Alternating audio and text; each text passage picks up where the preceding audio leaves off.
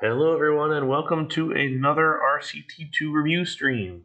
Today we are looking at Knoebels by Saxman on New Element. This was a silver winning park and in my opinion probably scored a little bit low.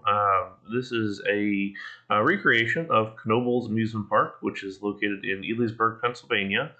It's a small family-run park, actually not so small. It's a pretty reasonable sized park, but it is run by the Knoebels family, and that's got a lot of homemade and homespun attractions that really make the park into what it is. It's very charming and honestly one of my favorite parks.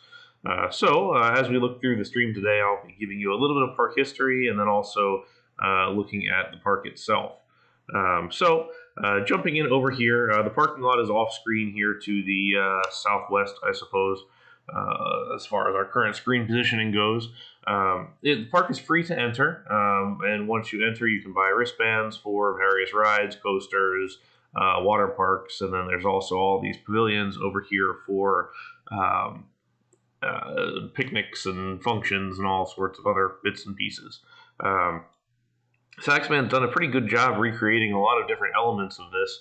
I think some of them, as far as details goes, can be stepped up a little bit now, and I'm sure if he redid this now, it would be even better than it was. But I mean, you look at this, and it does the job. There's all the pavilions, a little bit plain, but there's a lot of those little details like catering equipment and other food service kind of stuff that I think could be dropped in there to give it a good look. But let's move to the first ride. So this is Impulse. Impulse is a zero tower coaster, and the first of the two zero tower coasters to use a lift hill rather than a launch. The other one being Wicked out at Lagoon in Utah. This was the first of the large rides put into the park by the sons of Dick Knoebel, who was the previous owner of the park. So now the sons were making this decision. And it's a pretty good ride. It's definitely a departure from what Knoebels has done in the past. They've been very wood coaster focused and more historic preservation type focused. But this is a neat little ride, a compact coaster with 4 inversions, Cobra Roll, a loop, and a zero G roll. So we're using the cars here that were custom made by Space K. Did a very nice job on those. Through the Cobra Roll and the loop. A lot of this ride happens on the diagonal, so it's kind of a hard one to get. But I think he's done a nice job here as far as winding the layout around in a way that feels pretty accurate to the real thing. I like the use of the tri-rail track, the bi-rail track, and then kind of being forced to use the B&M track for the inversions and the lift hill because there's not really a whole lot else available. But nicely done, and it's very well crafted here as far as the station. It's got that sort of modern feel compared to the rest of the park, which is a little more homespun. Here's some of the more iconic buildings. This one looks like a giant loaf of bread in the real park. So all those various buildings are included here. This is a pretty cool one. This is a diagonal chairlift.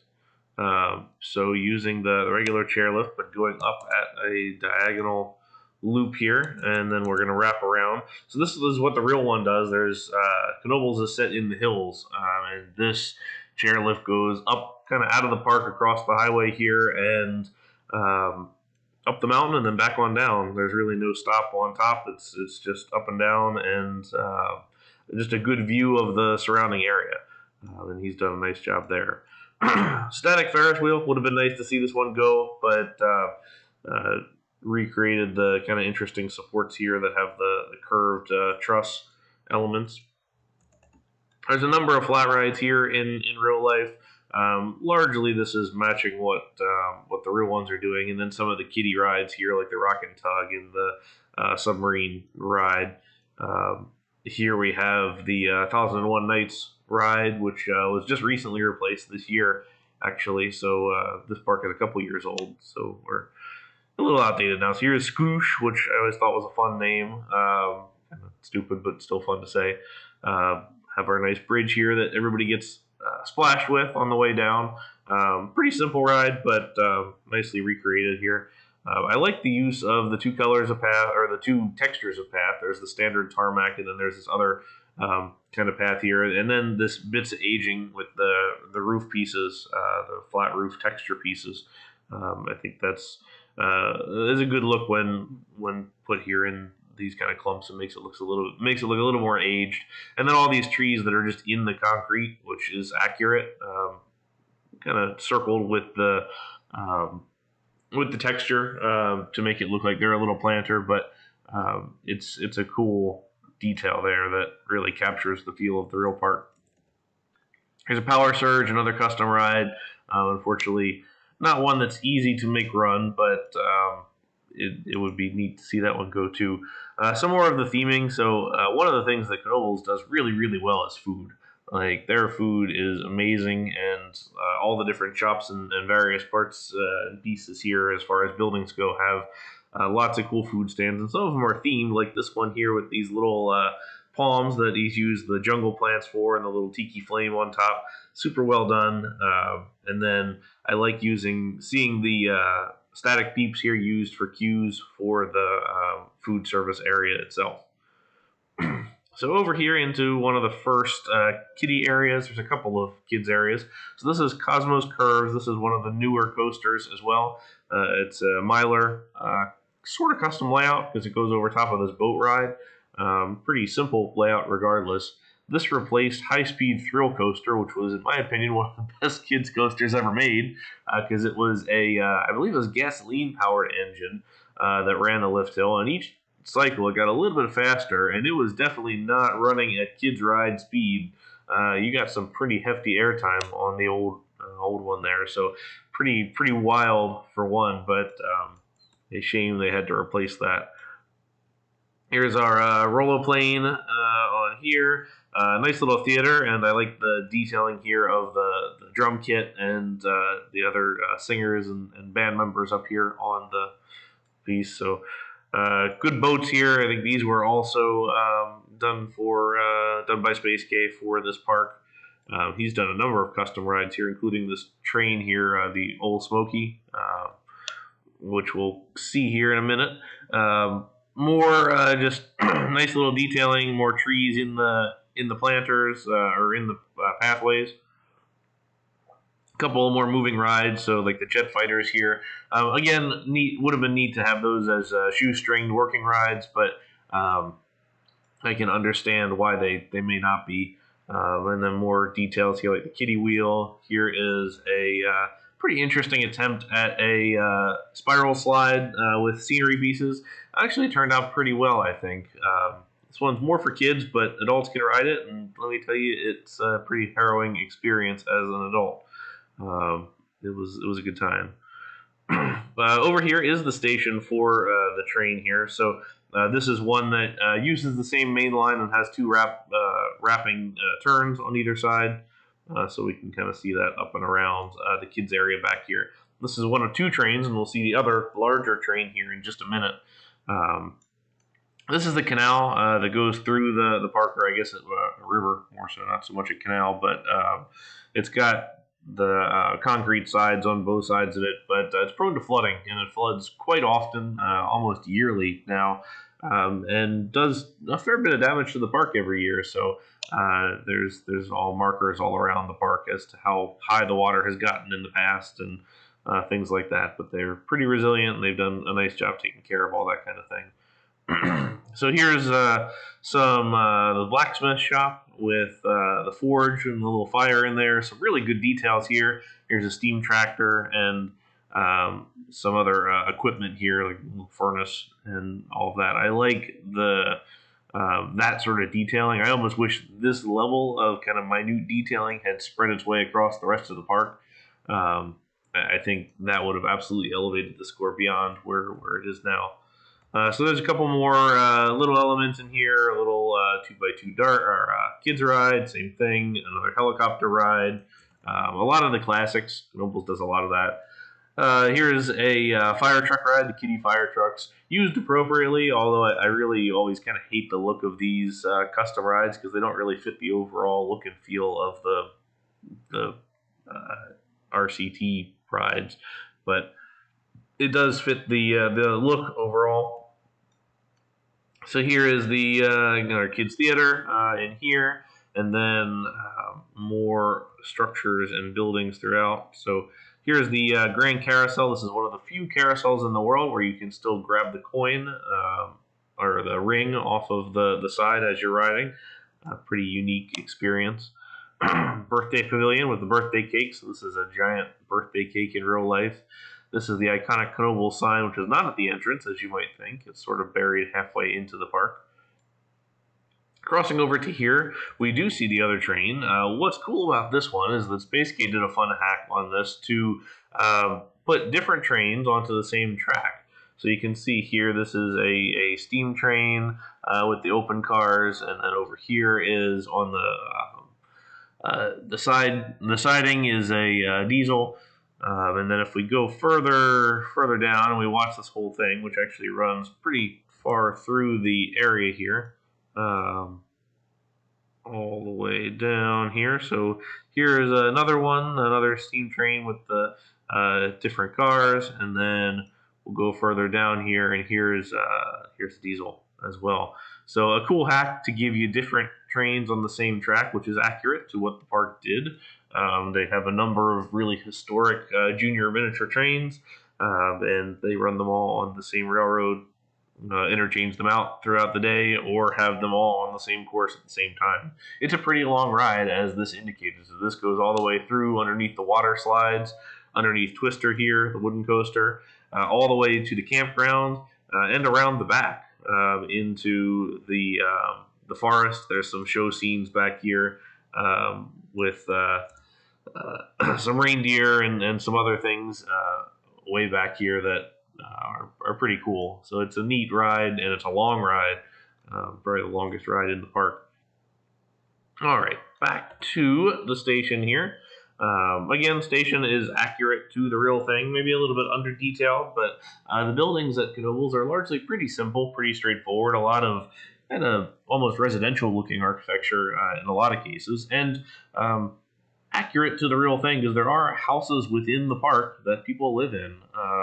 Some workers for the park and others.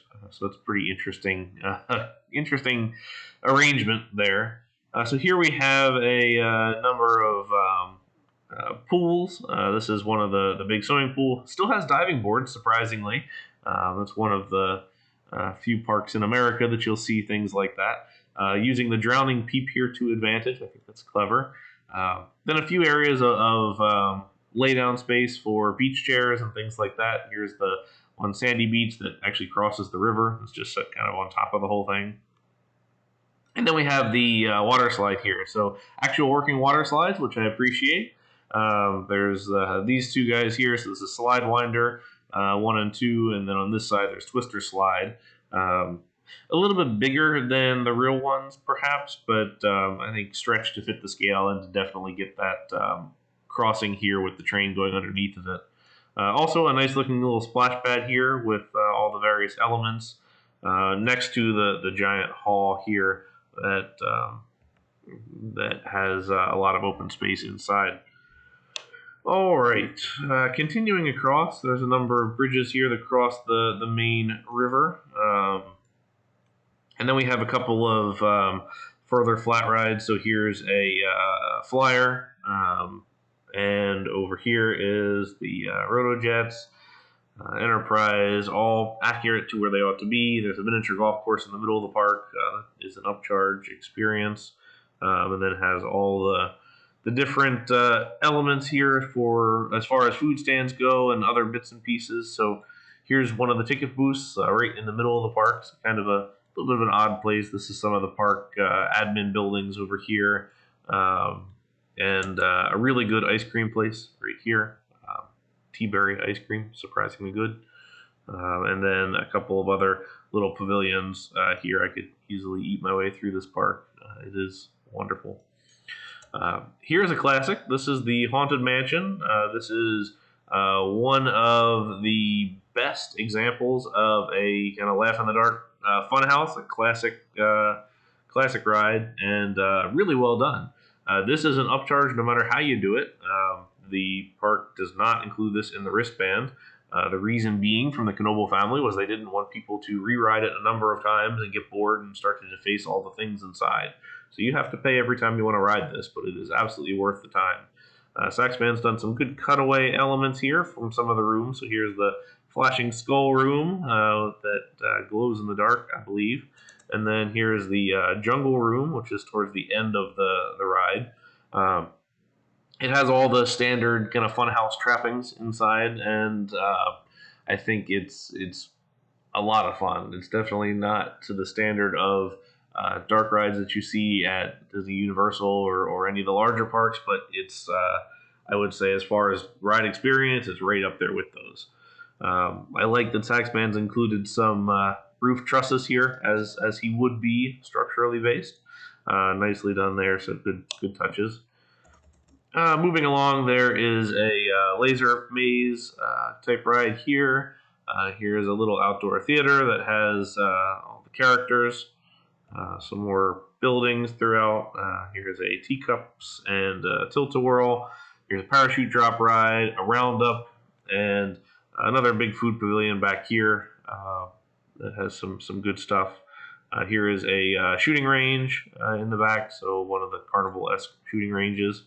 And then we get to Black Diamond. So Black Diamond is here. So this was a PTC steel coaster, actually the only steel coaster the Philadelphia Toboggan Company ever built. This operated on the Jersey Shore for a number of years until it closed, and Knoebels bought it and saved it from demolition and installed it here.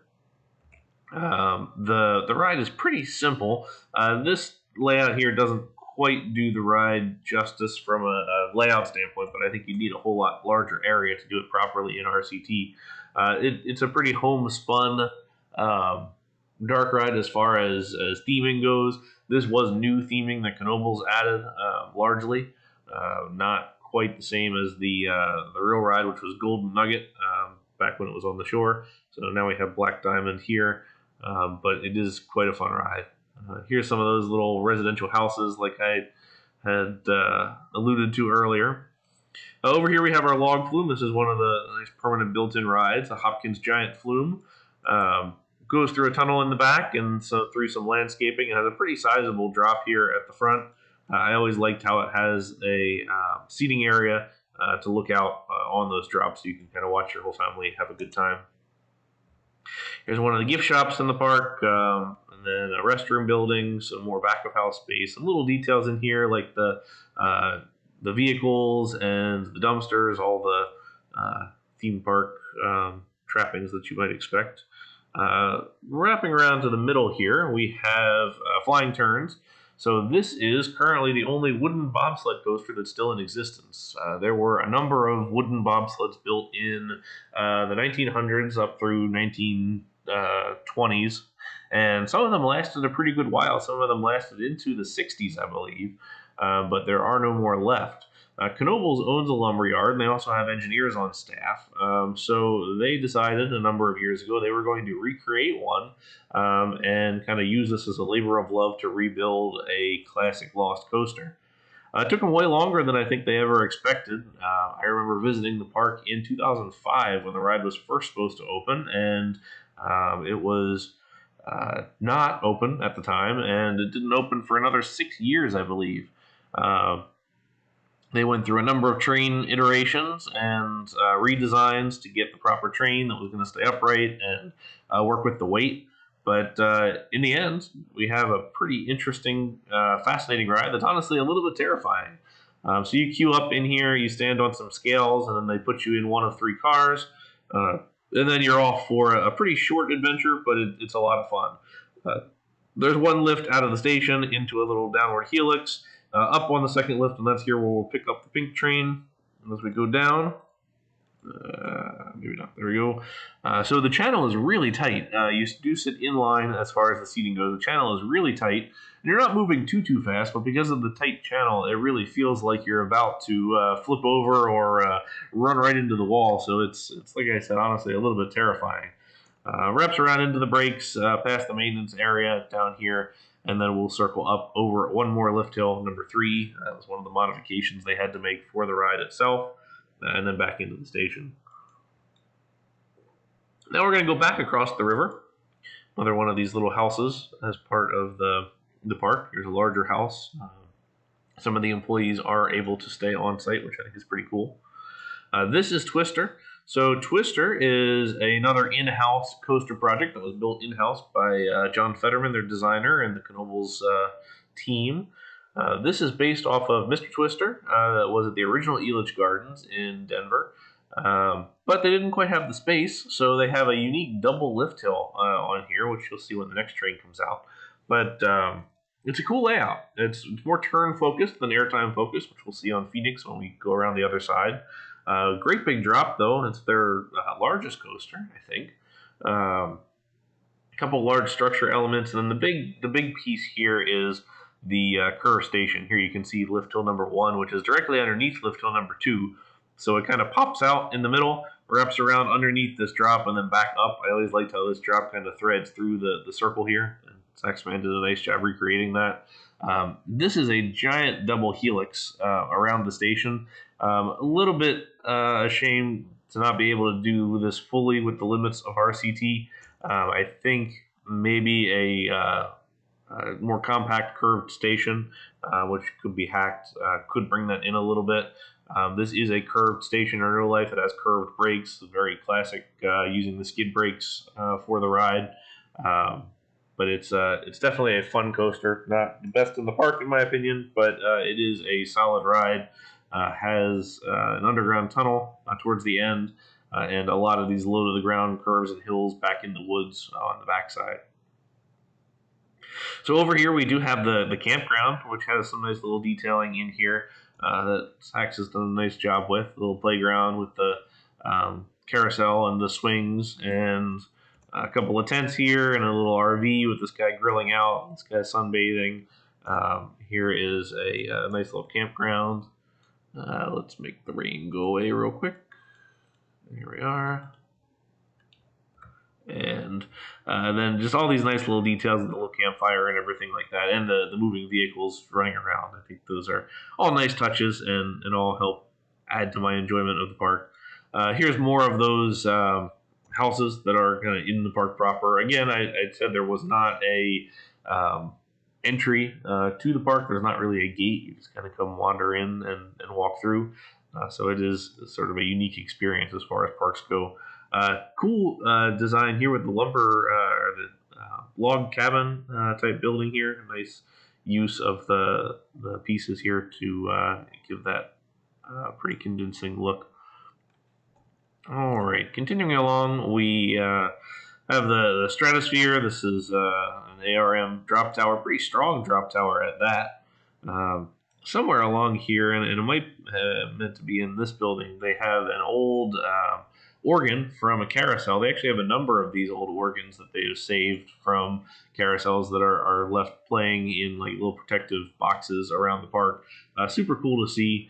It's great that the Knoebels family is interested in historic preservation of theme park rides and just attraction stuff in general. So they are definitely a great family and doing really good things for the industry. A couple more rides here. Here's Wipeout. Again, a static ride, but this one has some undulations that can't quite happen in RCT. Here's Fandango. This is a Moser ride. It's one of the Frisbee type rides.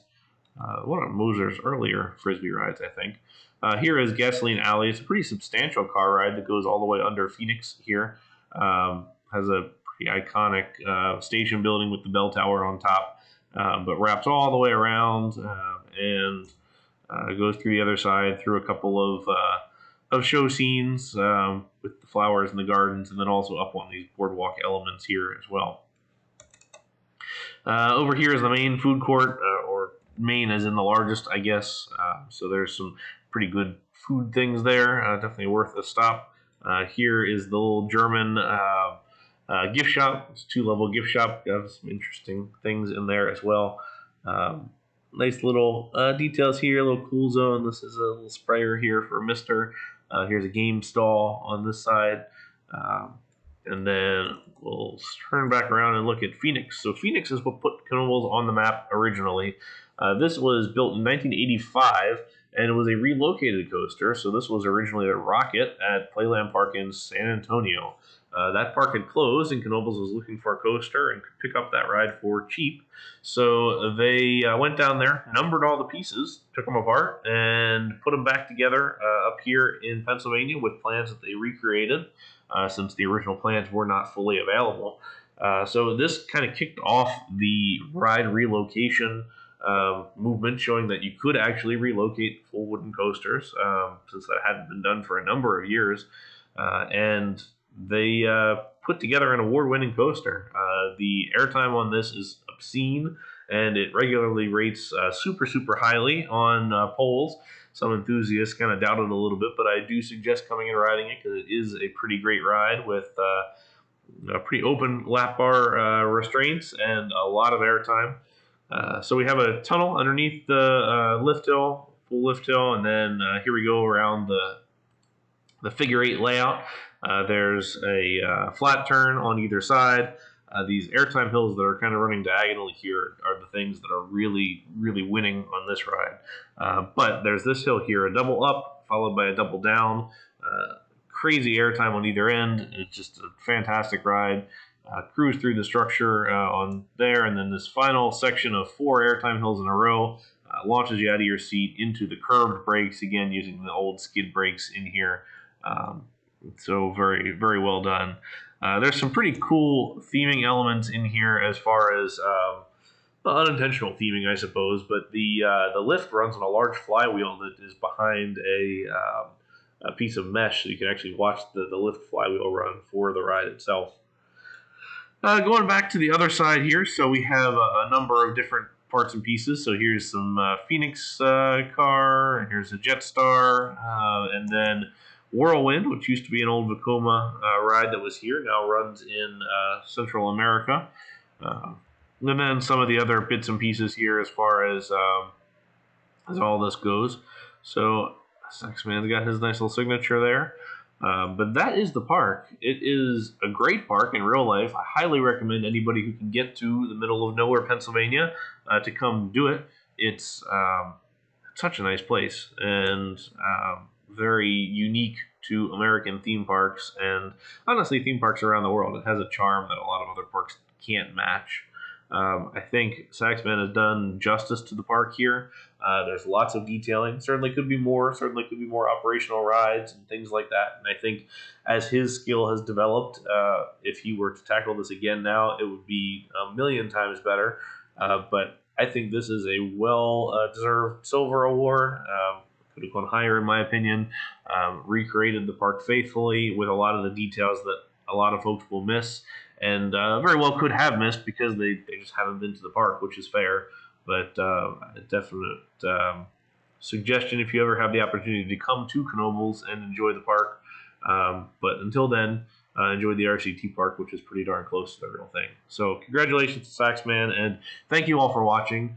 If you would like to see a park reviewed on this channel, feel free to send me a note, cedarpoint6@nedesigns.com, or comment on the YouTube channel. And feel free to subscribe for more. I will continue to upload content here from past parks or newly released versions as well. So until next time, thank you very much for watching.